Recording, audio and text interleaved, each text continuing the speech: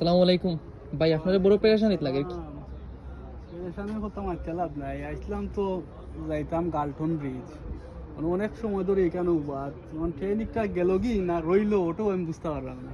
ও আসলে আপনারা যে কয়লা আইলে ওলা সমস্যা তো কিতাব আপনি ট্রেন কিতা কিছু দেখছেন নাই বা যাইতে?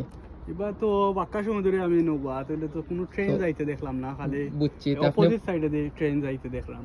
ও মানে আমি কি তা মিস করিলাম নি ওই, আমি ওটা চিন্তা করে পাইলাম না। বুঝছি না কেন কাহিনী হয়েছে। আপনি ওই দোকা প্ল্যাটফর্ম, আপনি টুত আসবেন, আপনার ট্রেন আছিল ওই দোকা ওয়ালসলোর যেটা হুম। এটা লেট হয়ে গেছে।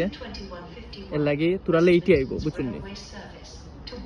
এটা 42 আছিল তো এটা লেটে আইব, এখন ওইটা আইছে না। আর আপনি সবসময় ফলো রাখবা যে প্ল্যাটফর্মও কিতা কয়, ওই তো তারা একটু আগে কইছে, আপনি যদি খেয়াল করতা তে বুঝলা নে। ও তো এখানে তারা কইরো যে রিপ্লেসমেন্ট যেনে তারা আর একটা ট্রেনের ব্যবস্থা করে, এটা ডিলে হয়ে গেছে তো সামটাইম হলো হয় ট্রেনে ডিলে হয়ে যায়। আপনি চিন্তা করবা এই লাগস্তা হোক, বিশেষ করে আপনি মোবাইলও আছে অ্যাপস, ওগুলোও দেখবা প্ল্যাটফর্ম সব সময় এটা ফলো রাখবো। মোবাইল টোবাইল কম ইউজ করবা, আমরা সামটাইম হলো হয় যে বুঝি ট্রেন গেছে গিয়ে ওলা, আর টেনশন করবা না। তুই বাসাইলে রে বাবা, আমি তোর শান্তি পাইলাম।